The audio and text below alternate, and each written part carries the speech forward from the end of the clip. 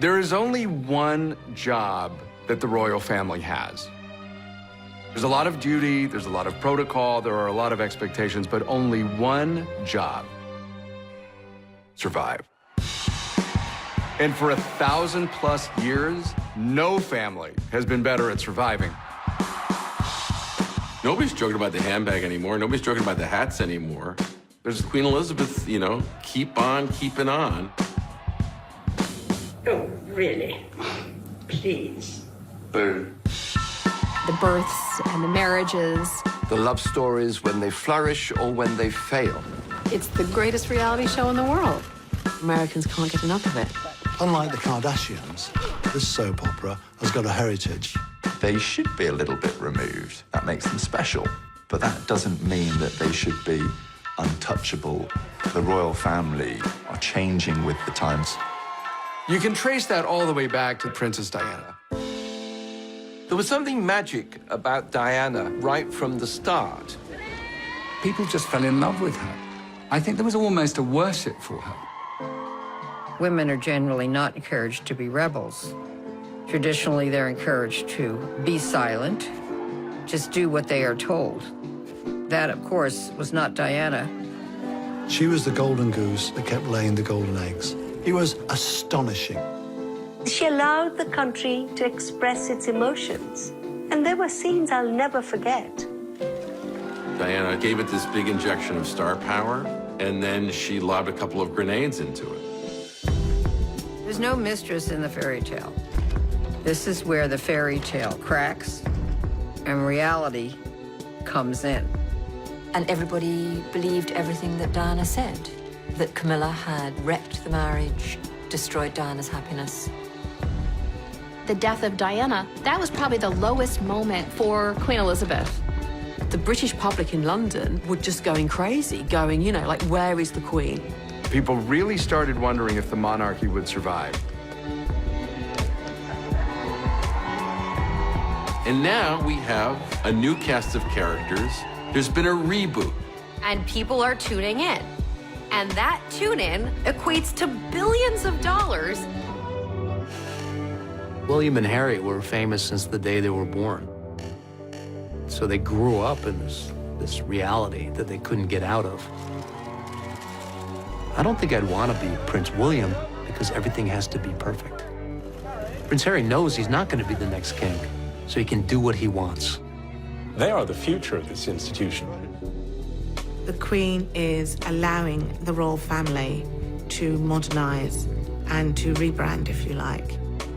Even 10 years ago, if people had said, well, just wait till Harry comes along with a divorced American of mixed birth. Oh, no, that's not going to happen. When the engagement happened, you know, there was this sort of outcry of racism. How much of a sense did you have, Meghan, of the enormity of what you were getting into? I did not have any understanding of just what it would be like. Brand, popular opinion, staying relevant, staying global is absolutely what the British royal family is about. Because, of course, if you lose that, then the British monarchy will fall. This is an institution that's got on the horizon a major brand crisis. And William and Harry are the best hope they have of surviving that crisis. These are icons. They want to be like them, they want to feel like them, they want to look like them. When Meghan Markle wears something, it sells out like this. This will be like one of the only ways that you can get a selfie with them, stand next to them, and see them in real life. So, well, real life. The British royal family are at the highest point they've been in many a long year. And programmes like The Crown have brought a new generation to appreciate the royal family. There is something magic about royalty. It's really an American obsession with the Disney version of the monarchy. It's close enough that we can imagine maybe we could see ourselves in that world, but just out of reach so that we're always curious. The question that I always find myself asking is why this particular family? Queen Elizabeth has kept the crown viable going into the 21st century. That was by no means guaranteed. These are extraordinary scenes, and the crowd here along this stretch of the river are lining up 8 deep, and this basically goes on for 7 miles. The royal celebration underway across the pond this evening. 4 days of parties now marking Queen Elizabeth's Diamond Jubilee, 60 years on the throne. They carried the Queen on a tide of devotion, a monarch whose popularity, it seems, has never been greater. Certainly for someone of my generation, but I think younger generations too, it's very difficult to imagine Britain without Queen Elizabeth II. I've been with her all my life, and I've watched her all through everything, and I think she's amazing. She's done an incredible job. She's been our queen for 60 years, and I don't think we realise how much she is just absolutely loved. This is a woman who has literally seen every key figure of the second half of the 20th century. Queen Elizabeth oversees hundreds of charitable organizations. She's been at the heart of some huge international political events and is probably the most politically accomplished person in the world.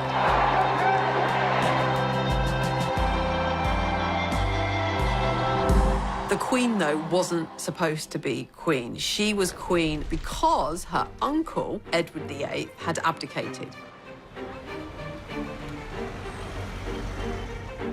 Edward VIII was the eldest son of George V.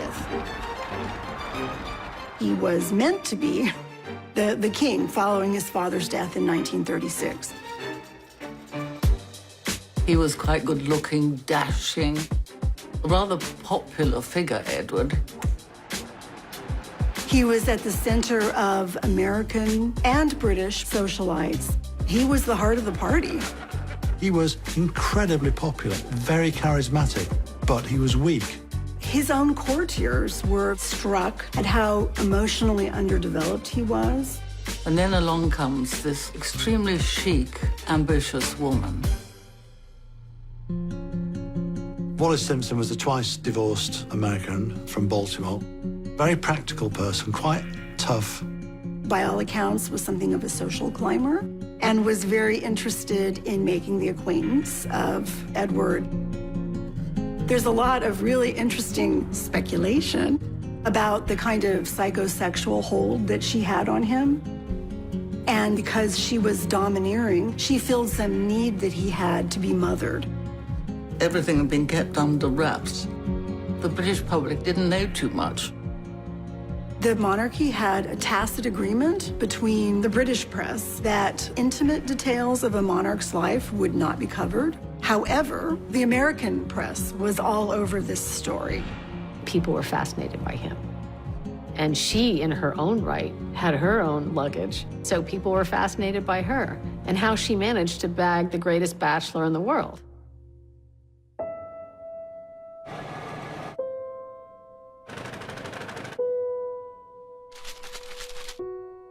The American press had been obsessed with the idea that Edward VIII would marry an American woman.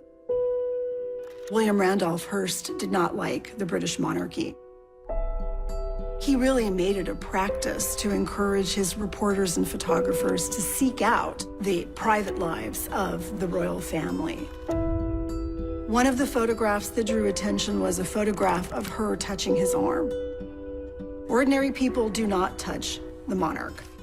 That kind of intimate gesture indicated that there was an intimate relationship. A cruise he took in 1936 along the Mediterranean coast with Mrs. Simpson. They took photographs in his bathing suit. You could see his chest. I mean, he was half naked in these photographs. The public had never seen its monarch in a photograph in anything less than an utterly dignified manner.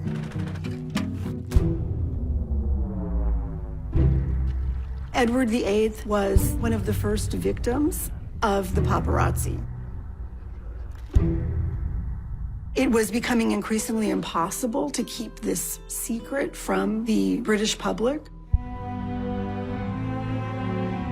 What was it? Hark the herald angels sing, Wallis Simpson's pinched our king, something. An American divorcee was going to marry the King of England. This was the scandal of the century.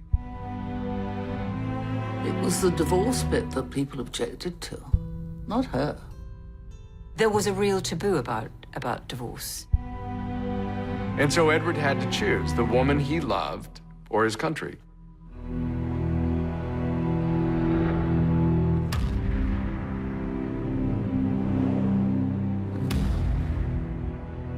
An abdication was something you couldn't think of the king stepping down and going abroad to marry this woman. One cannot overstate the trauma of the abdication crisis. It seemed at the time that the monarchy, the British monarchy in 1936, came close to self-destructing. Had he insisted on marrying Mrs. Simpson, and had Parliament said no, it would have forced a standoff that the country had not seen since the 17th century. A few hours ago, I discharged my last duty as King and Emperor. That I have found it impossible to carry the heavy burden of responsibility without the help and support of the woman I love. From that moment onwards, the name of Edward VIII, his presence hovering in exile with this wicked American divorcee, it loomed over so many decisions of the royal family. Knowing what we know now, it is incredibly fortunate he abdicated. After they married, they actually paid a visit to Germany and met Hitler. Edward could be useful to them in the event that Germany invaded England and needed some way to rule it. It raised real concerns. There is a real chance that the course of history could have been changed had he stayed on the throne. Edward was king for 1 year. He was not crowned. So the coronation that had been planned was held for his brother, who ruled as George VI. When George VI heard that his brother was going to abdicate, he came home very distraught. And Elizabeth and Margaret, her sister, were looking over the balcony. And Margaret said, "Does this mean that you'll be Queen, Lilibet?" Elizabeth replied, "Yes, I suppose so." She instantly became one of the most popular celebrities in the world. Prince Charles, in public, made light of it. In private, he was quite jealous.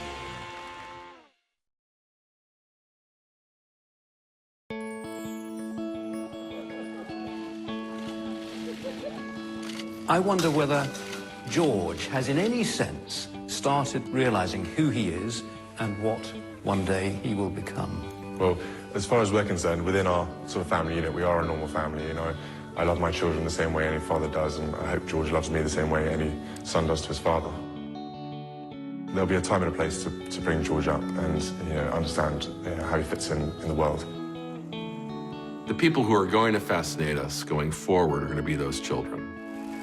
Particularly George, he will become the King of England someday. You have a very clear line of succession, which is something, of course, the British monarchy is always concerned about. The 2013 Succession to the Crown Act made birth order the criteria for succession. It no longer made sense for males to take precedence over females. Had George VI had a boy, the boy would have become the heir presumptive. But because she was the eldest child and there were no boys, Elizabeth became heiress to the throne.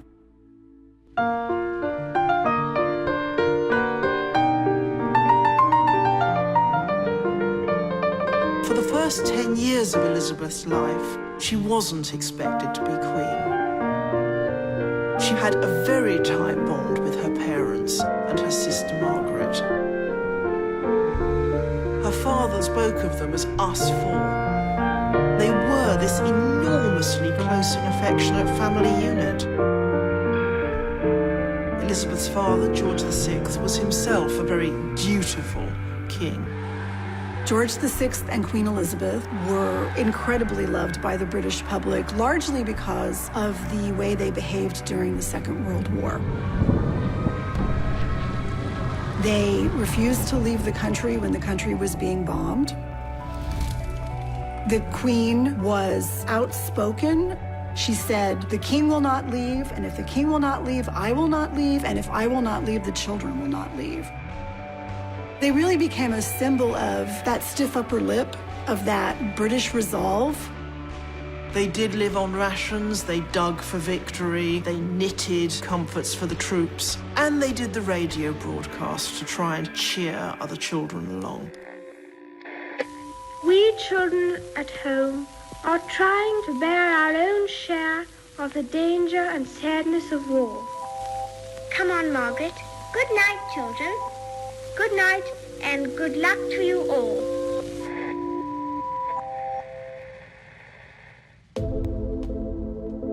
The war, in a way, gave Elizabeth a chance to be a bit more like other people.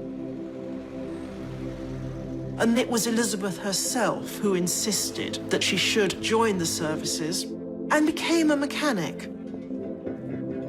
That emphasis on middle-class morality and acting as a model for the nation is something she learned from her father.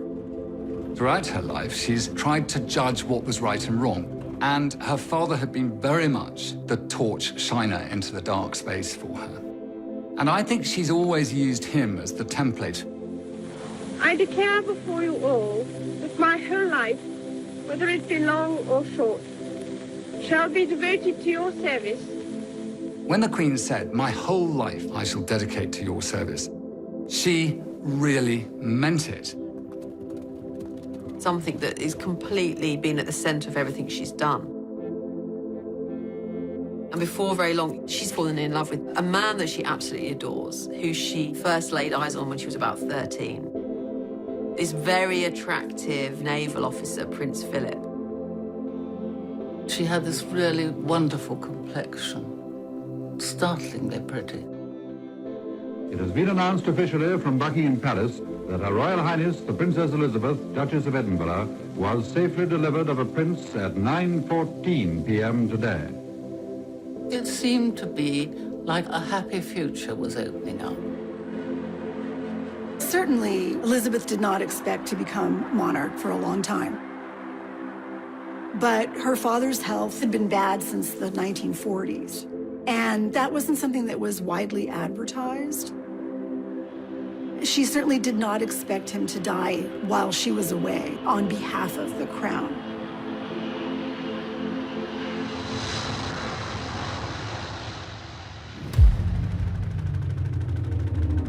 This is London. It is with the greatest sorrow that we make the following announcement. At 10:45 today, February the 6th, 1952, the King passed peacefully away in his sleep.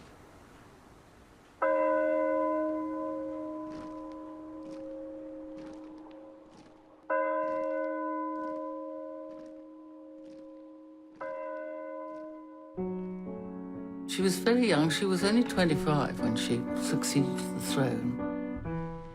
The combined issues emotionally of her father dying and the assumption of the role of kingship were, of course, bound together. The rulers of Britain have ruled over the greatest empire the world has ever seen. She's Queen of Canada, she's Queen of Australia. She's Queen of 15 other countries. But at the same time, she was very well trained for this job. Here is a woman, her father was never supposed to inherit the throne, and therefore she was never supposed to inherit the throne. And here she is, Queen Elizabeth II.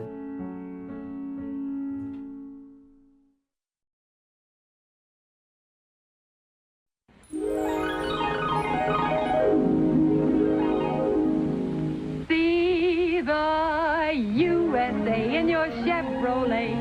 America's the greatest land of all.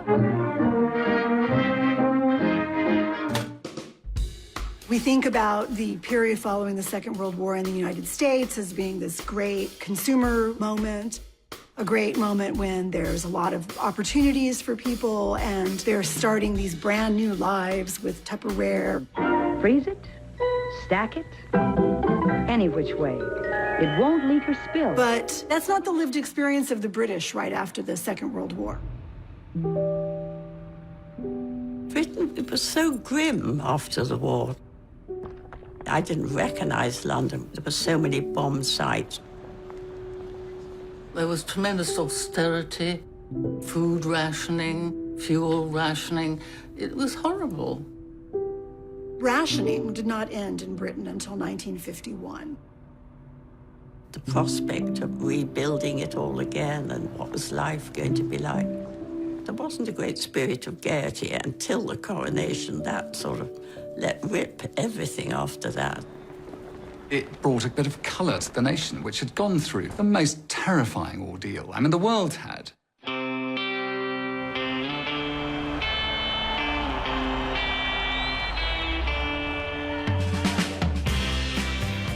Beautiful young queen, handsome prince. It was a whole new era. Here is the news. Mount Everest has been conquered by members of the British expedition. Tenzing Norgay and Sir Edmund Hillary climbed Mount Everest the night before the coronation. It was a joyous moment. And you could see it in the crowds, you could see it in the pageantry.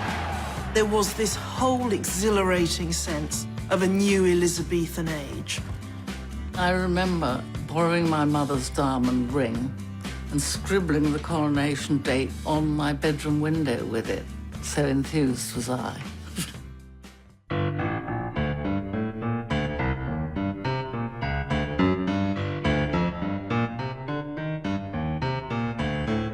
Coronation happens once a reign, and as a royal ceremony, it does give you a sense of where monarchy is, where the state is, and where the people are at that time. All British institutions that have survived are the ones that have constantly reinvented themselves. The modernizing forces inside the royal family definitely came from Prince Philip's side. Prince Philip is really the brainchild behind the televising of Queen Elizabeth's coronation. Such a savvy decision. It's about including the public. It's about inviting the public into a ceremony that historically had been for the political elite. And it had the most enormous audience. Huge numbers of people bought these tiny little things, and they all gathered around it. We travelled 4 hours to the Oxford village where my grandmother lived to see the coronation on television. Yeah. I think it did a great deal for social cohesion. I think it did an enormous amount for the spread of the television medium. London, the morning of Tuesday, June the 2nd, the morning of Coronation Day. My grandmother bought a television for the occasion, and people from the village piled in. Into the forecourt of the palace and through the gates comes the gilded coach, bearing the young queen to her crown. Rosie Churchill and I were the only two that went in a coach, and I was just blown away. The huge wave of cheering travels with her, pouring along the Mall as though it would lift her and carry her on her way. People were roaring, long live the Queen, and they were ecstatic. I mean, the main thing I remember is this crowded living room and the excitement. So, borne forward to the acclamation of her peoples, our Queen comes to her crowning. We arrived a little after and took our places. She turned round with a beaming smile. Ready, girls? Madam, is your Majesty willing to take the oath? I am willing.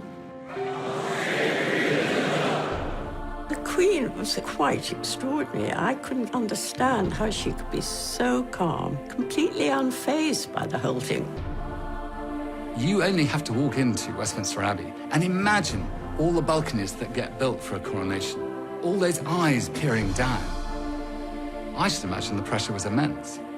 The things which I have herebefore promised, I will perform and keep, so help me God. She never put her foot wrong the whole day, not one. The moment of the Queen's crowning is near at hand. The Archbishop raises it high in the sight of the people and reverently places it on the Queen's head. Her Majesty, Queen Elizabeth II, is crowned. The Queen was going to have to do a major job, and she was dedicated to doing it, whereas Princess Margaret could be more relaxed. She was always a rebel. She'd go clubbing. She'd drink a bit too much. Margaret certainly made the most of her life, behaving in a rather riotous way. She had wanted to marry her father's equerry, Group Captain Peter Townsend, but he had been divorced. For a royal princess to marry a divorced man would say to everybody, well, look, we can do it, so you can all do it. They didn't like that then.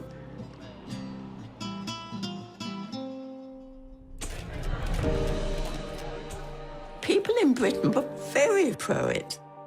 The Queen wanted her sister to be happy, but she could see that there were difficulties. Queen Elizabeth is also head of the Church of England. It's in that capacity she had a really hard time supporting her sister when she wanted to marry someone who was divorced. If she did marry him, she would lose all her titles, her allowance. She would lose everything. It was a lot to give up. So I think she sat back and decided not to.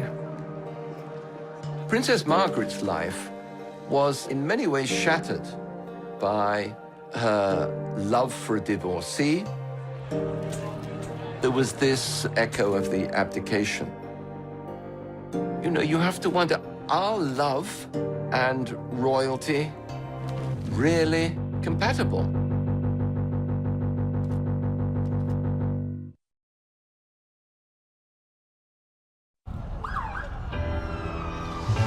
William and Kate now here in New York. You can hear those fans screaming there. I've been such a fan since I was little, and I'm dying to see them. What is it that you like so much about William and Kate? Absolutely everything. We're so excited. Yeah, we're so excited. I can't wait to see them. The rollout of the royal red carpet for Prince William and a glowing Kate Middleton. I think they've been a nice, refreshing, regal addition to the city this week.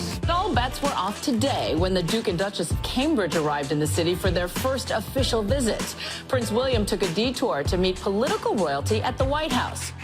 The couple courtside at the Brooklyn Nets basketball game Monday, getting a glimpse of American royalty. King James, Jay-Z, and Queen Bee. These days, we think of America as almost belonging, as having more in common with the younger royals. But back when Elizabeth was a younger woman, she absolutely seemed to love that exciting, freer vibe she felt there. And America was very open to her. No one does a wedding like the Brits, but nobody does a parade like New York.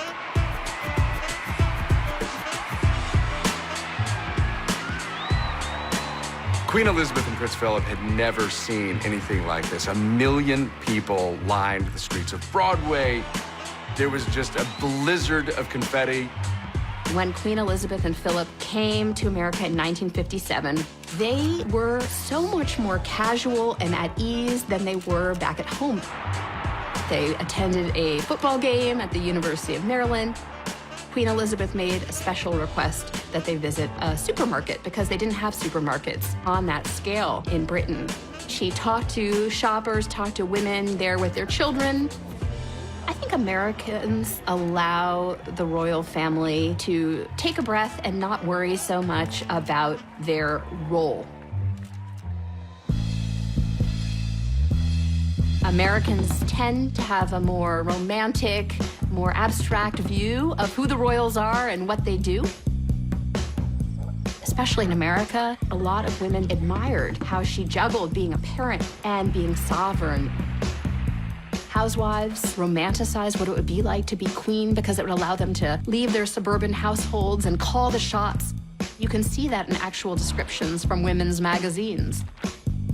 At the same time, there were popular television shows like Queen for a Day. Would you like to be queen for a day?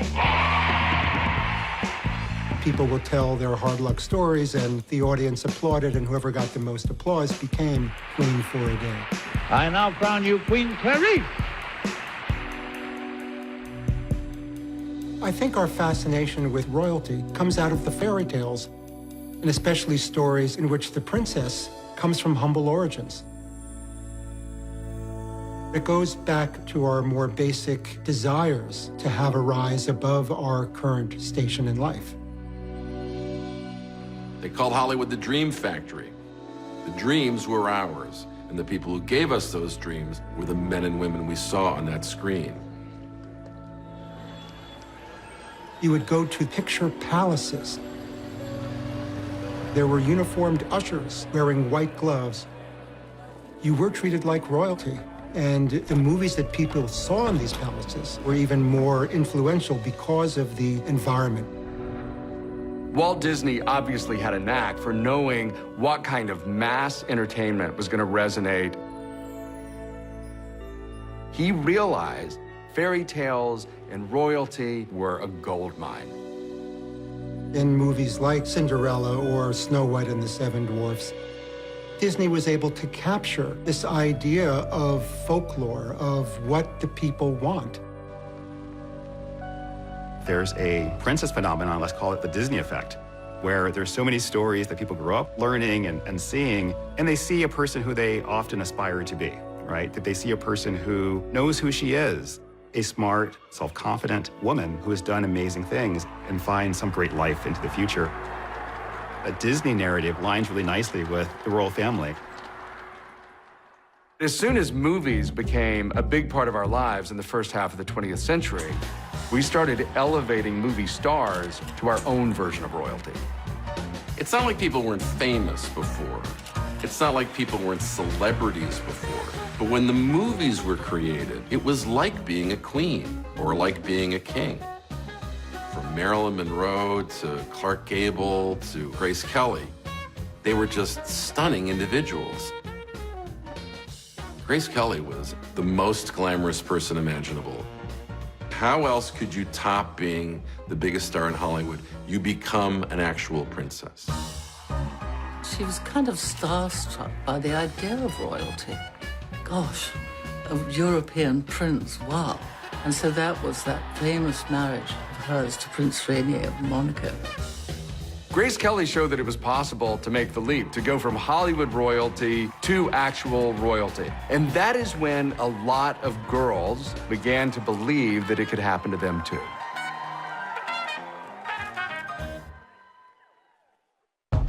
Old-fashioned, elitist, and out of touch. He dared to actually criticize the Queen herself. I don't retract that for 1 minute, because you see, I'm now being attacked for having attacked the Queen.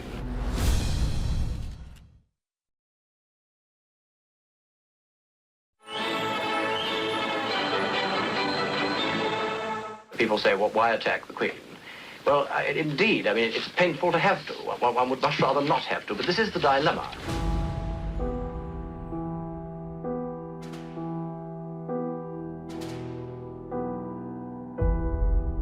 In her early years, the Queen did have some difficulty with the public relations aspect of her role. Glamorous though she was, beloved though she wasn't very approachable. I mean, to judge from your article, you expect the Queen to have qualities of a wit, you would like her to be a better orator, you would like her to be a TV personality, in addition to being a diligent, dutiful, and devoted monarch and a mother. What I'm suggesting is that in her public speeches and appearances, spontaneity should be the keynote. I want to tell you all how happy I am to be amongst you and how much I look forward to my journey through Australia.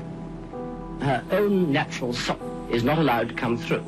It's a sort of synthetic creature that speaks. Lord Altrincham, John Grigg, was a journalist who in 1957 critiqued the Queen for being very old-fashioned and elitist and out of touch. He dared to actually criticize the Queen herself. He said that she sounded like a priggish schoolgirl, that it was hard for people to relate to her, that she didn't perhaps sound as if she actually knew that much about anything. I don't retract that for 1 minute. Because, you see, I'm now being attacked for having attacked the Queen. He was even physically attacked by a member of the League of Empire Loyalists, who said of the fine that he was charged when he was convicted that it was the best investment he ever made. What made it worse was there was actually a germ of truth to this. The Queen was this shy young woman. She's the public face of the monarchy, and she's a private person, and she's trying to balance these two things. Prince Philip was always telling her, smile more, look over there, Lilibet, look at the children, just to look a little more warm and open. The Christmas broadcast of 1957 can be seen as a direct response to Lord Altringham's critique. It's inevitable that I should seem a rather remote figure to many of you. But now, at least for a few minutes, I welcome you to the peace of my own home. We see her with pictures of her family around, and it is meant to give that sense of, yes, the royal family are royal, but they're a family just like us. It was the first such royal Christmas broadcast to be televised. She quite self-consciously spoke to the very concerns and criticisms that he had raised about the monarchy being out of touch. We can show the world that we are not afraid of the future. It's really difficult for anyone to maintain mass popularity. The public is fickle, the public is sometimes unforgiving. You have to be willing and able to adapt with the times, especially when there's a social revolution in the air. Everyone is voting for Jackie. The cool music of the time was not rock and roll, it was Frank Sinatra. And Frank Sinatra was recording campaign songs for JFK. Instantly, the presidency was covered with glamour. The torch has been passed to a new generation of Americans born in this century. John F. Kennedy, in a way, was a royal for the American people, but he was also a relatable man. They symbolize a kind of common touch. People really believed that he got them and that he wanted the best for them. And at 43, the youngest president that we've ever had, some argue that he was maybe one of the most good-looking. I was a bit keen on JFK, as girls my age certainly were. And there was Jackie glittering beside him, not upstaged by him. America's Queen, as Frank Sinatra called her. A real international star. I am the man who accompanied Jacqueline Kennedy to Paris, and I've enjoyed it. Jackie Kennedy really embraced a very fashion-forward sense. She says that I'm fresh, I'm new, I'm not going to let anybody stop me. And she really was herself. Paris, Vienna, then London. A hectic round of flying visits for the President of the United States. 500,000 people lining the route from London Airport to the West End just to cheer a hello to Jack and Jackie. There was something about when the Kennedys came over. I think it surprised us all that this was going to have such a massive interest to it. Crowds broke through at the palace, and once more the Kennedys got a big hand. I think that the British were drawn to two people who could be a little bit more freer than they were. The Queen was somewhat outstripped by the Kennedys. We're talking about people who transcended their role, people who electrified the world that way. Nobody could compete with JFK.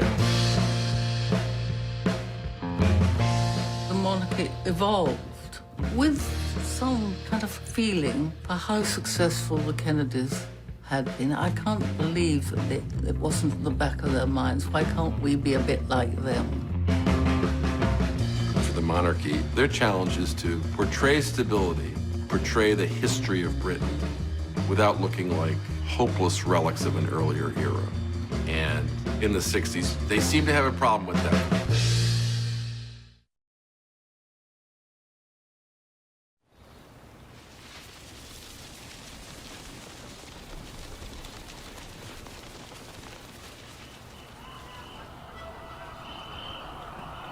It appears as though something has happened in the motorcade route.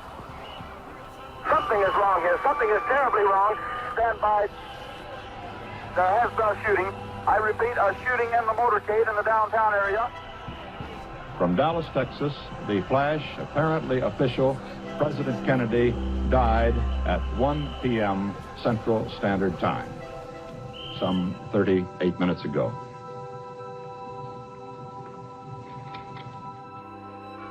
It was the most horrible thing that anyone could imagine.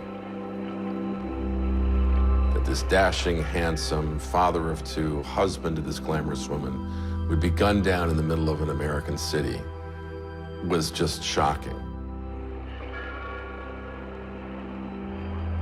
We felt it in Britain too. Jack Kennedy, he was a president that was loved. In memory of President John Fitzgerald Kennedy, who in death my people still mourn, and whom in life they loved and admired.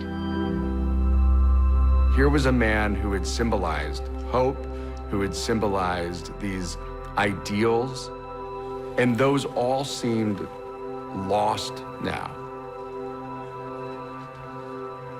After a period of terrible trauma for the nation, America was primed for something fun and escapist. And then along came the Beatles. 3,000 screaming teenagers are at New York's Kennedy Airport to greet, you guessed it, the Beatles. I remember American friends of mine saying, we needed this after what we've been through. The welcome was just overwhelming. You can't photograph noise, but you can photograph the people making the noise. And they didn't let you down. I got every Beatle record at home, every Beatle record. America became sort of swamped by British popular culture suddenly in the 1960s. And the subsequent musical revolution that rocked the globe. We loved all of it. We loved the music, and we loved the fashion. We loved the haircuts. What is it like, a bunk to Twiggy? It's free. Americans started behaving and acting like Brits. That was the Rolling Stones. It's just mutual adoration. The brazen British invasion of America. There was nothing like it. The youth, the swinging youth. It was an invasion. Beatles mania swept the globe.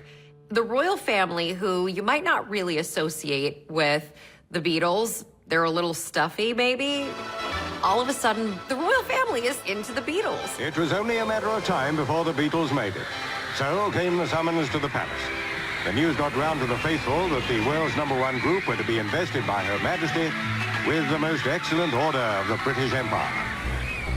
The Beatles went to Buckingham Palace to receive an honor, a decoration. They were called members of the British Empire.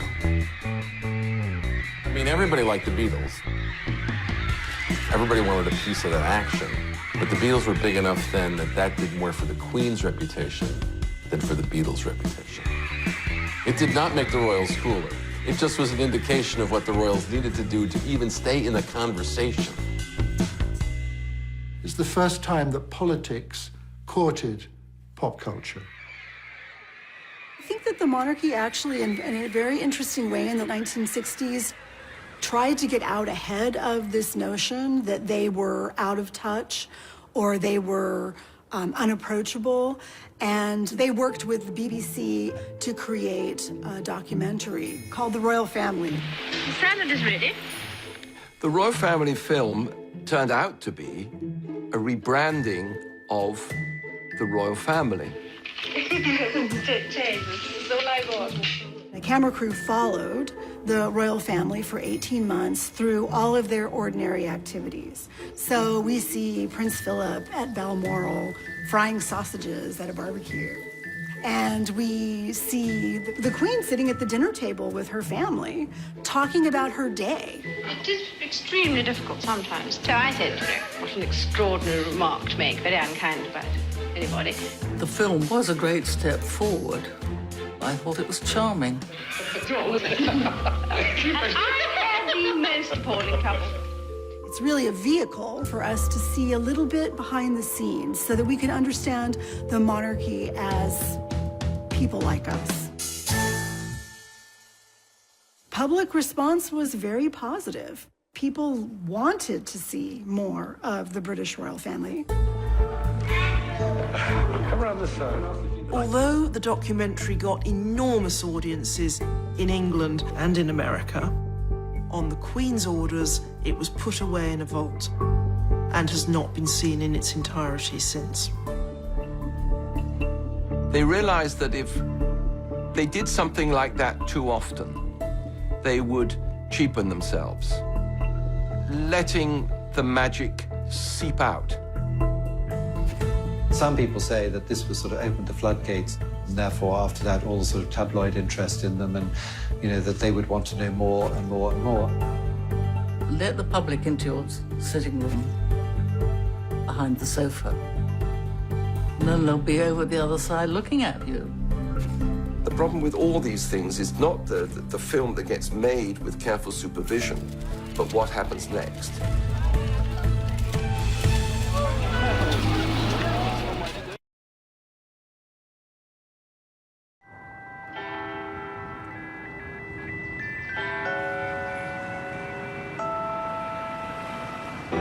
Exciting breaking news from Kensington Palace this morning. Alarm bells are ringing. We've been on royal baby watch for a few days now. It's happening. Kate Middleton, the Duchess of Cambridge, has been admitted to a London hospital. This is one of the most famous hospital tours probably in the world. Some die-hard fans already out there. They have been all morning long. The anticipation is huge here. The world's press waiting for news. We're from Minnesota. We just really love the royal family and figured it'd just be really fun to be here in such a kind of a historic moment. People think we're kind of crazy, like a lot of our friends back home, but we're like, come on, you gotta do this, you know? We are just getting news now saying the Duchess of Cambridge has delivered a son. The British royal family has a new member, a prince. So now we're waiting to see if the royal couple comes out soon to greet all those fans. All eyes trained on those brown doors, ready and waiting. So we've noticed an awful lot of activity out here just in the past few minutes, so we may see the new arrival fairly soon.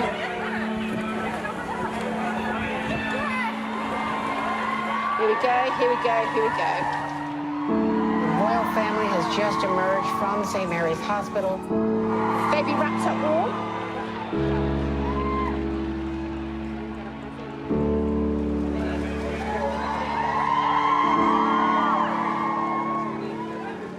We screamed. Everyone was screaming, trying to get the pictures and videos. Like, if you can see, it's not just one type of person here, it's everyone coming together. From all different countries. Congratulations! So we're looking at about 70, 80 years of the baby. So why not say, oh, where were you when the baby was born? I was right in the hospital. That's the feeling you can never buy. Princess Catherine has had a little boy. He weighs 8 pounds and 7 ounces, and we're all very happy. It's the moment so many royal watchers have been waiting for. According to tradition, the birth announcement was also posted on a bulletin board outside Buckingham Palace.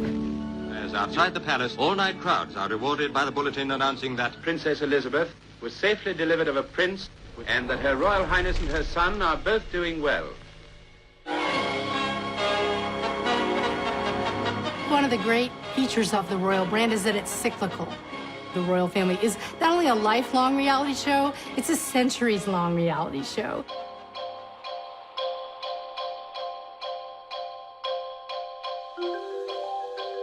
We don't often chart a person's life from birth to death. But with the advent of technologies, whether it was photography in the 19th century or television in the 20th, we have been able to follow members of the royal family at every step. Whether it's birth or the first days at kindergarten, this allows us to be invested in these individuals. A heavy program of official engagements prevents the Princess and the Duke from seeing their son as often as they wish. It is only on occasions like this that they can enjoy the happiness of parenthood. Charles, it was his misfortune to need his mother's affection at the time when her job was also demanding that she give herself to her people. For 6 months, Buckingham Palace has been a palace without a sovereign. The Queen has travelled round the world. She reigns not just at Buckingham Palace, but in the 4 corners of the earth. Soon now, the royal standard will fly again from the palace rooftop. And we at home will say, welcome the Queen. He had quite a difficult childhood. His parents were very distant, not just physically, but emotionally as well. Everybody in those early years remarked on how stilted and formal the Queen was. Charles suffered from that probably more than anybody else. Charles and his mother were subjected to private reunions in public scenarios. But all of this, at the end of the day, is because of the growing power of the media. Previous kings had gone off to school or had their lessons with their tutors. We saw film, newsreel. Here is courage. Here is honor. Here is Gordonston, a school fit for a king. Prince Charles was sent off at a fairly young age to boarding school, and to one boarding school in particular, to Gordonston, where his father had been. The school had a tough, outdoors regime that Prince Philip clearly saw as making a man. He had a difficult relationship with his father, who frankly was puzzled by this son of his who was so sensitive. You can only feel sorry for the kid. Scrutinized whenever he appeared in public, scrutinized in private. And then this develops with his love life.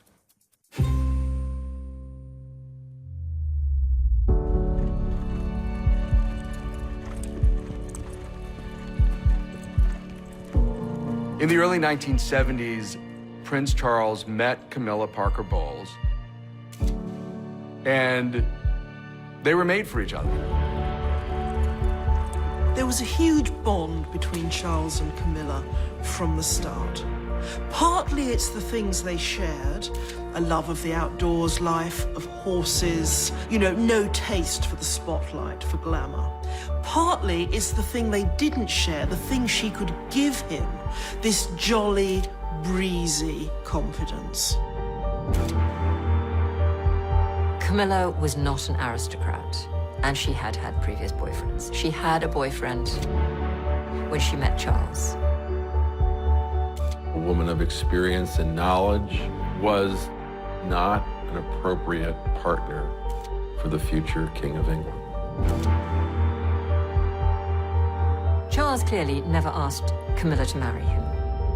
He went off into the Navy, he went off to the Caribbean, and shortly after, Camilla wrote him a letter telling him that she was going to marry Andrew Parker Bowles.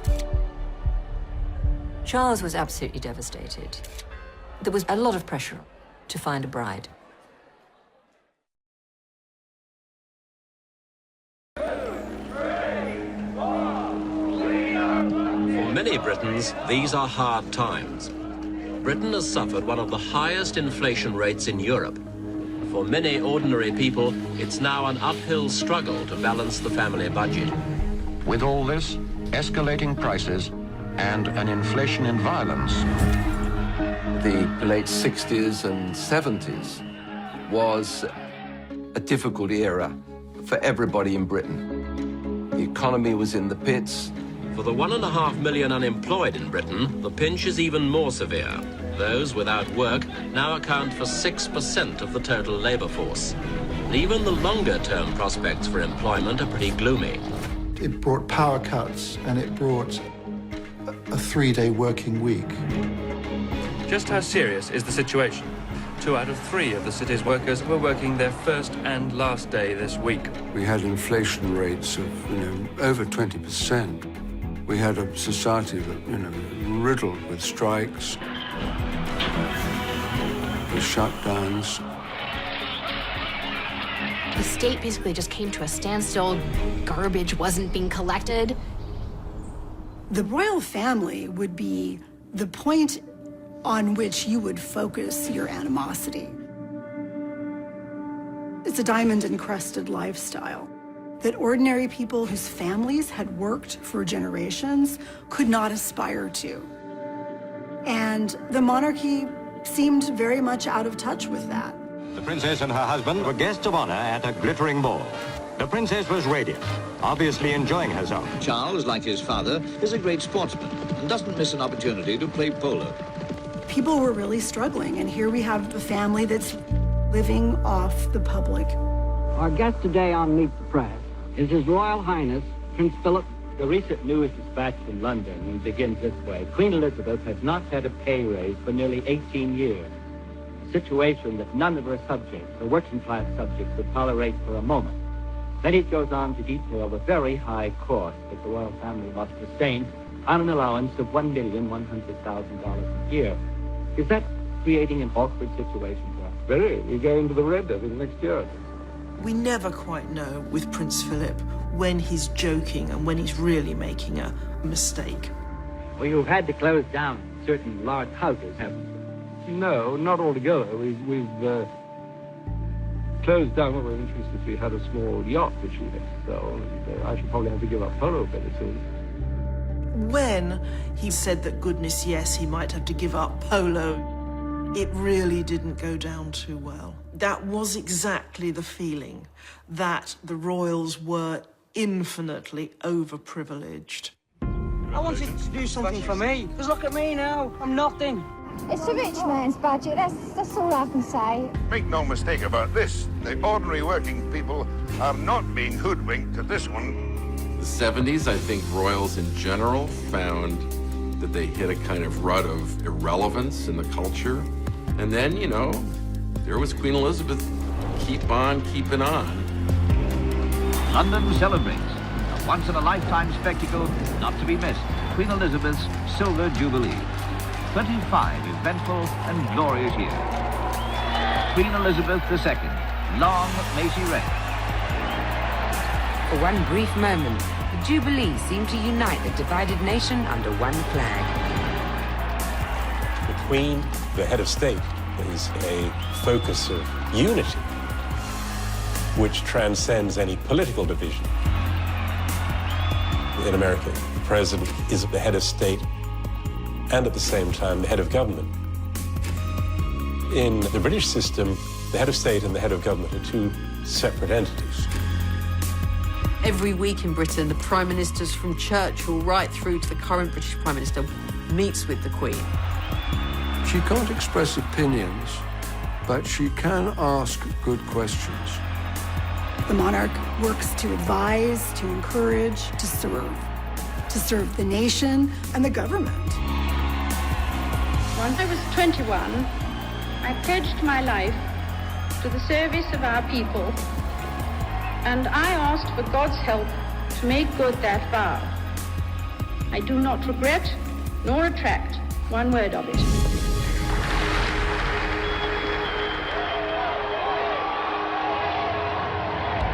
The 1970s were tough times, but people needed a distraction. And this Jubilee was just what they needed.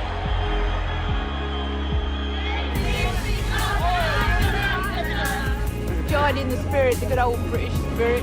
There is an element of escapism when it comes to the royal family. It's a way for us to escape the everyday, escape perhaps disappointment in our own lives. Whether people just come out and enjoy the street party and then go home and grumble again about how much of their taxpayers' money is going on the royal establishment. There's no doubt that these big public events do give the royals a boost. This royal wedding is really about a happy ending and perhaps a new beginning.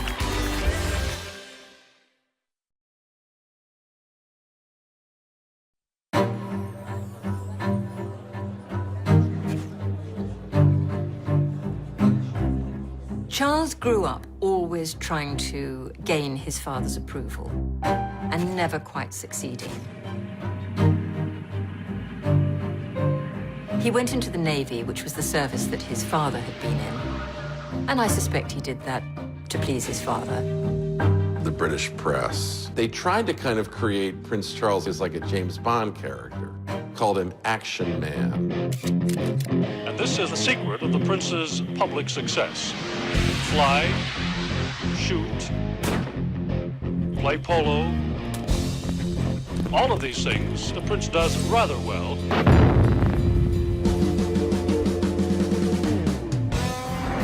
Gunnery practice is all part of the schedule. He gave an excellent display with a 20mm Oerlikon gun.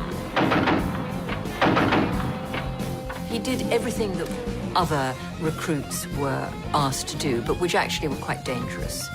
He did not want to be wrapped in cotton wool. His 9 months is an intensive period of training where he'll be given an insight into all departments. There are no fundamental differences between the prince's training from that of other sub-lieutenants. He's always pushed himself to the limit. Because being famous for having done nothing very important is a difficult thing to live with.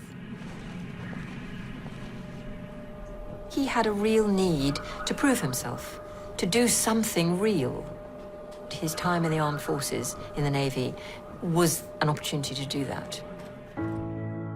If later on I'm to be associated with all 3 services, it'd be a very good idea to do an attachment with each one. I think it gives one a very useful experience of responsibility and discipline. On paper, he may have been the world's most eligible bachelor. You know, helicopters, in a variety of uniforms, looking good, looking a bit more glamorous. But pressure to marry, it was time.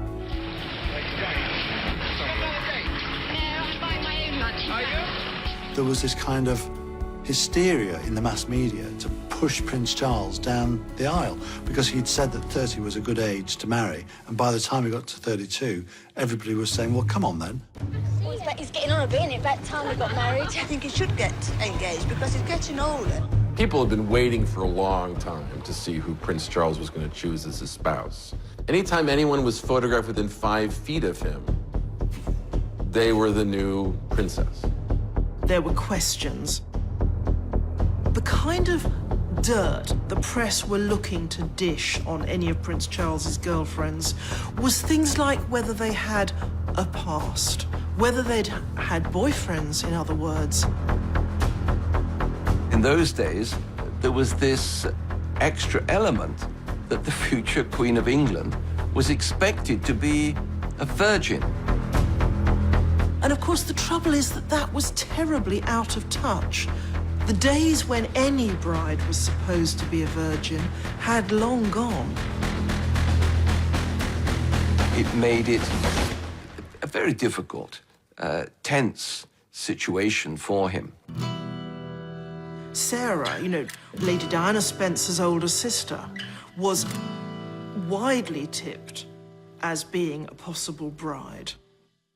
It was when he was dating Sarah Spencer that he actually re-met, or you could almost say met, Diana Spencer. When he finally met Diana, she seemed the perfect bride for him. She was aristocratic, she was a virgin, she was a member of the Church of England. She was young. There were no skeletons in the cupboard. There was no fear of, you know, ex-boyfriends coming out of the closet. This shy, somewhat ordinary young woman who teaches kindergartners, and she's thrust into the limelight. Lady Diana was back at the Pimlico kindergarten where she teaches this morning, but polite as ever, she was saying nothing about her weekend with Prince Charles to the assembled press corps. Don't comment all that. Did you have a good weekend, though? It's work now, okay?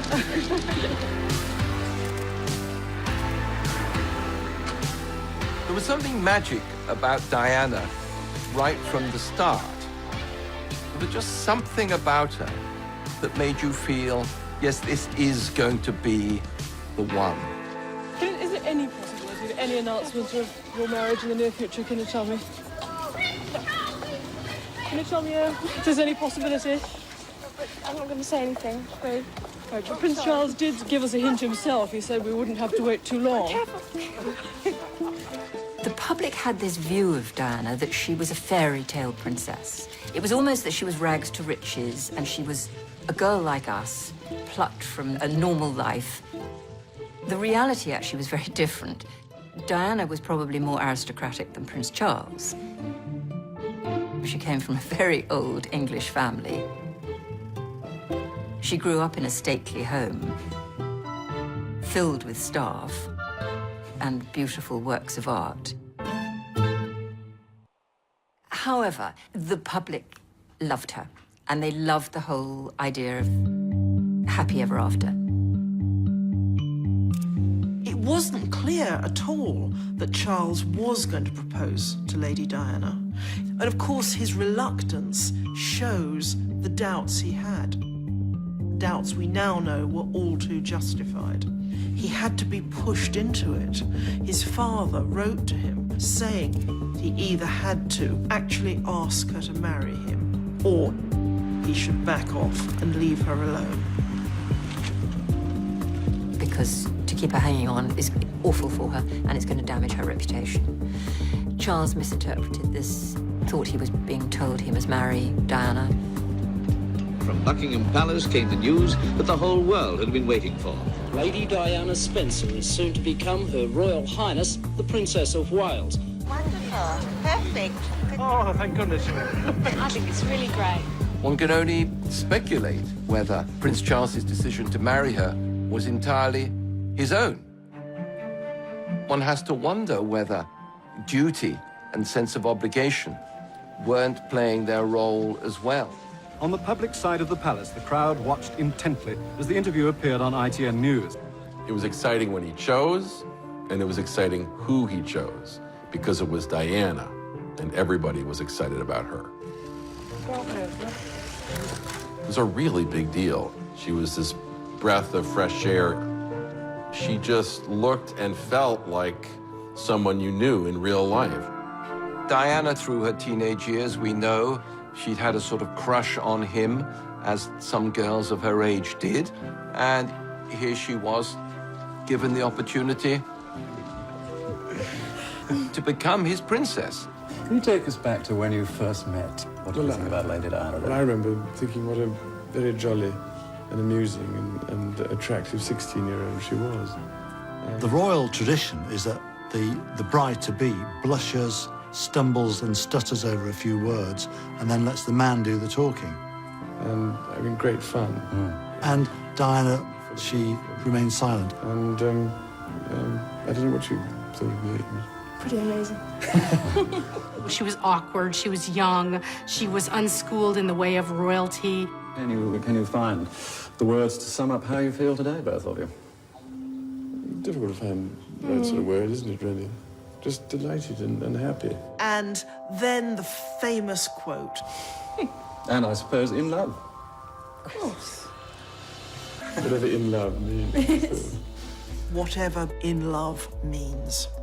This was not exactly a ringing endorsement. I mean, what sort of person says that to their partner, let alone to the world as a whole? At the time, it was like, oh, he's so befuddled with love, he doesn't even know what to say. It was not seen as being the run moment that would later be seen as. Diana came into the royal family as a vulnerable 19-year-old if they're not handled properly. 19-year-old princesses will grow up to be angry, powerful women.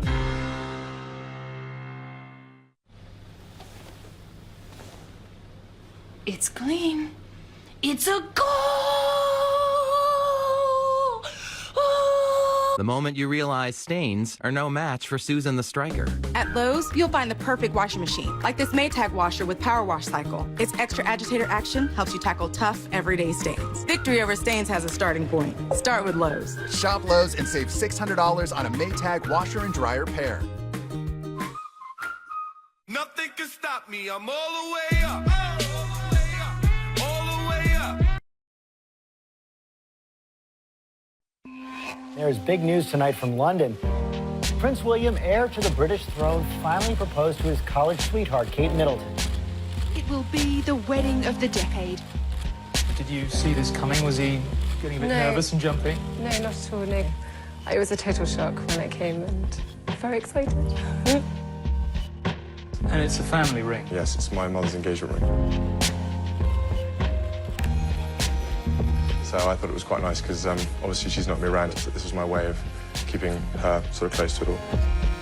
Well, I just hope I look after it. The engagement ring is a priceless and unique family heirloom. China factories are already gearing up for a royal wedding gold rush. Churned out by the dozen. It's not an exact copy of the dress Kate Middleton wore, but it's close enough for admirers of the bride's style. It is important for the people to see something of themselves in the royal family, although there's always been a kind of aspirational quality. Meghan Markle mania. Millions trying to copy her most popular looks, so we decided to make it easy for you guys to do it. These are women that consumers all over the world look up to. They want to be like them, they want to feel like them, they want to look like them. Where, of course, the clothes. Fashion with a completely individual flair. She's beautiful. Diana fitted the bill. She looked, like a typical English rose. People were mesmerised by her. But when you actually look back, some of the clothes she wore were, quite frankly, ghastly. She certainly has been good for fashion so far. We learned just how easy it is today for every woman to look like a princess. There is something magic about royalty. What's not to love about royalty? Congratulations and jubilations. I want the world to know how happy as can be. It's fairy tale time, and in Britain tonight, the fairy tale is coming to life. Lining the streets of London, 2 million well-wishers. We are sitting in this magnificent location overlooking St. Paul's Churchyard. This is the wedding of the whole world, and the whole world loves a wedding. As you can see from the pictures, people here are shoulder to shoulder and wall to curve. The wedding guests assemble.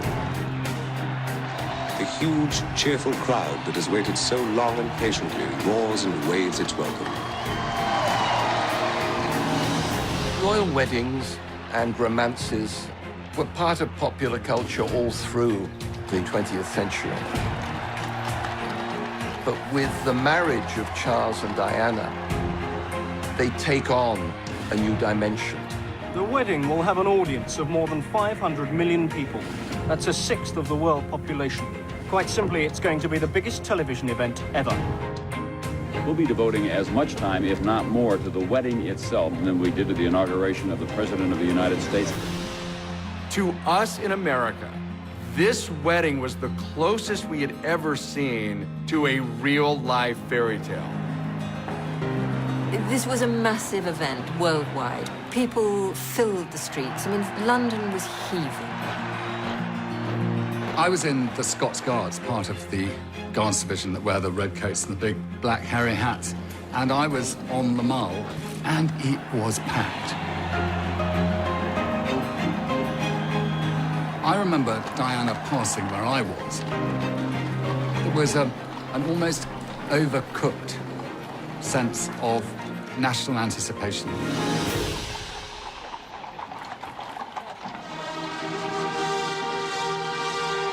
can tell that she has arrived.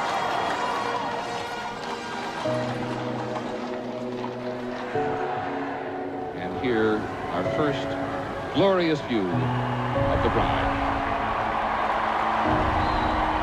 This is magnificent. I have never seen a train like this. Have you? I've never seen a royal wedding like this. The dress and all of the preparation, it was catnip to the world. It's a Cinderella story. And she does look like a fairy princess. She wanted it to be so special, and it is. What a day this must be for her, barely 20 years old. And by joining of hands, I pronounce that they be man and wife together, in the name of the Father, and of the Son, and of the Holy Ghost. Amen.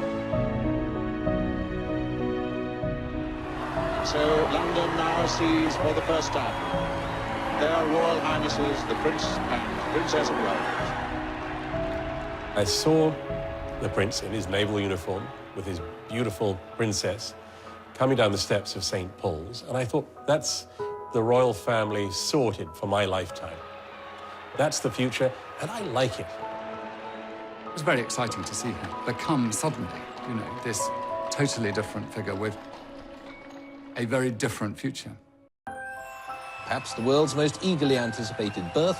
The news of it was announced just over an hour ago. It's a boy. A boy. Boy weighing 7 pounds, 1.5 ounces, and could well be the ruling monarch over Great Britain deep into the 21st century. When Diana produced her first baby, there was huge excitement. Outside St. Mary's Hospital, those who had waited all day long reacted as though there had been a birth in their own family. And they immediately broke into wild cheering and applause and singing, which has gone on ever since. Are you both happy? 13 hours, long time. Does he look like you, sir? No, he's lucky enough not to. When William was born to this beautiful young pair who we had watched fall in love, it was the first point that he was adopted by the nation. For some, it was the experience of a lifetime. Oh, I cried. I couldn't help it. You cried? I did, yeah. As we all now see, that's a very iconic image for the royals to be standing in front of the hospital. But what we have to remember is this is pretty recent. It was a very special occasion. She was the first royal mother to have a baby in a normal hospital. Prince Charles and his siblings had been born at Buckingham Palace. The crowds and the media went absolutely mad. Britain's new royal baby, born yesterday, was today given a name. Prince Henry for short, just plain Harry at home. Everybody loves a baby. That's great. You do more gaga in this country than they do over there. Everybody loves it. Granny was christened in this, and I was. You must get so incredibly hot inside there, isn't it? It was quite incredible, really. Prior to all the problems at the end of the marriage, everybody did look up to that family. You know, it looked perfect to the outside world.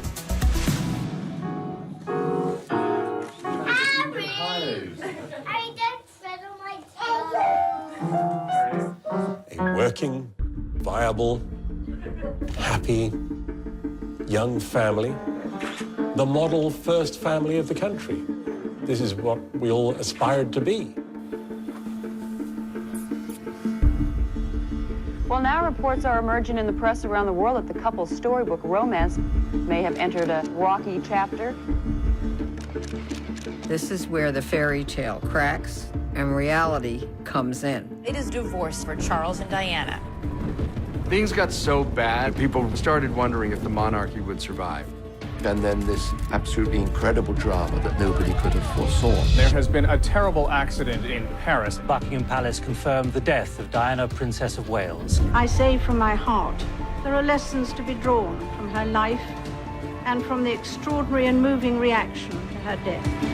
Princess Diana shook the modern monarchy. Reaching out to people, hugging people, touching people. AIDS, leprosy, landmines, and change people's perceptions. Ladies and gentlemen, please welcome Meghan Markle. Meghan, what's interesting about her are the echoes of Diana. If you have a profile where people are listening to what you're saying, I really, truly think you need to be saying something that's valuable. Ladies and gentlemen, everyone needs to be valued. She really did hold a mirror up to the monarchy and say, look at yourselves. The anticipation for Meghan and Harry's wedding was like nothing that I had ever seen. Yet again, this royal story that keeps on giving. Yes, Harry and Meghan, big day. this beautiful inclusiveness into the royal family. This is a great message to the world. Meghan is less interested in the glass slipper and more interested in breaking the glass ceiling. So many girls will wake up this morning across the world and look at TV and see somebody that looks like them. As part of a new modern monarchy.